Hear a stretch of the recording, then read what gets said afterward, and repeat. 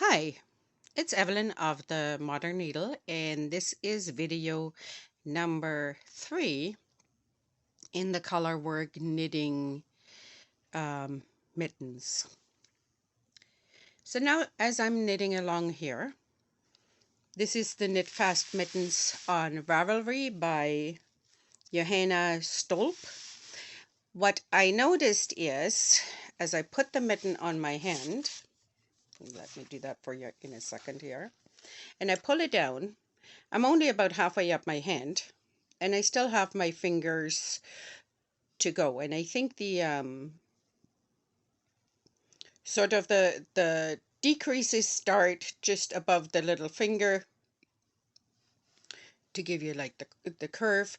I was going to line them, but they're too snug to line, so that's not going to happen on these ones.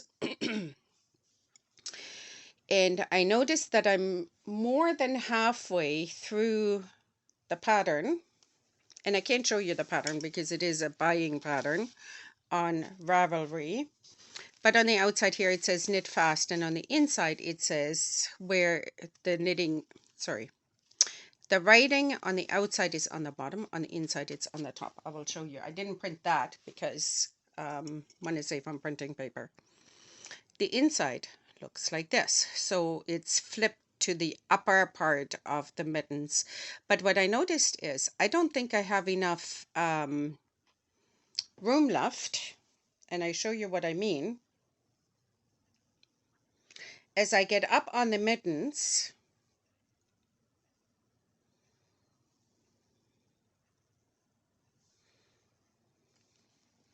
I'm sort of in here where the writing is, and I only have like 2, 4, 6, 7 rows left before the decreases begin. And when I put it on, it hits me here. So I have to make sure the 7 rows will probably take me up here. So what I decided to do, it's actually really easy to count these. So if I count by twos, this is 2, 4, 6, 8. So this is what, about an inch? Just about. If my hand is here, that inch is not going to help me. So I need to find 7 rows somewhere to make this taller for the mitten to work. Now, when I block it, it'll grow a little bit and all of that. That is quite true. So what I had to do is, or what I'm going to do is I had to look at the mitten because the outside is this bit. You can sort of see that here, the knitting needles. And the inside of the mitten, like the hand bit of the mitten, is the top of the writing.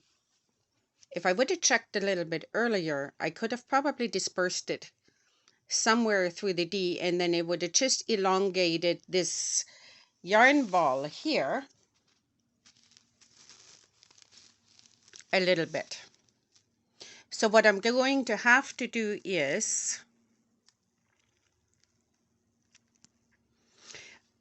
I have to find some rows that are easy, and I'll do it in twos because it's a checkerboard. It's a checkerboard pattern here, so I don't disturb the checkerboard pattern. I'll have to do the increase or the elongated rows where I double up in twos. So on my row here, I believe this is 1, 2, 3. If I look at the picture, 1, 2, 3, 1, 2, 3, I'm about here. So I will double up some of the rows, and what I mean by that is I'll do the exact same pattern except for the checkerboard will be offset. But this pattern, instead of moving it along by, you can see this is 1 row, this here is 2. If I can narrow in a little bit better, I'll try to make that a bit bigger so that you can see this is 1 row, this is 2 stitches. So instead of being it being a one row with one stitch, and this is a row with two stitches. Somewhere in here it'll be a block of where this will be two rows stacked on top of one another instead of just the one, so that it elongates this a little bit, which should work out fine. And I have to do that in at least 2 or 3 spots along this way here. And I'll do that on the same here. And then of course on the inside of the mitten, I will have to do the same. And the inside of the mitten will determine where I'm going to put,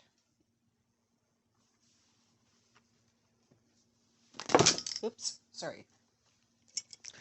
The inside will determine, sorry, I hope I don't give you vertigo doing that. I'll do it off screen here. The inside here will have to determine where, maybe move the light a little bit. No, that didn't work. Okay. The inside will have to determine where in the writing is it easy to just elongate this row here. If I would have noticed it earlier that I don't have enough rows going up, what I would have done is I would have stuck the extra rows probably down in here for the die, and I would have, like, there is a blank row in here, and I would have probably tripled that up, and I probably would have tripled this row up here. Sorry, I would have tripled this row up here, and maybe over here on this one. They don't need to be in the same spot. As long as I get about 6 extra rows going this way from the thumb up, it doesn't matter where they are as long as I get them. So this is what I'm going to have to decide to do. And when you make your own mittens, it doesn't actually matter what pattern it is. You will have to think about that. So I hope this kind of helped troubleshooting these mittens a little bit. And let's see what challenges or not the next part brings. Thank you for watching. This is Evelyn.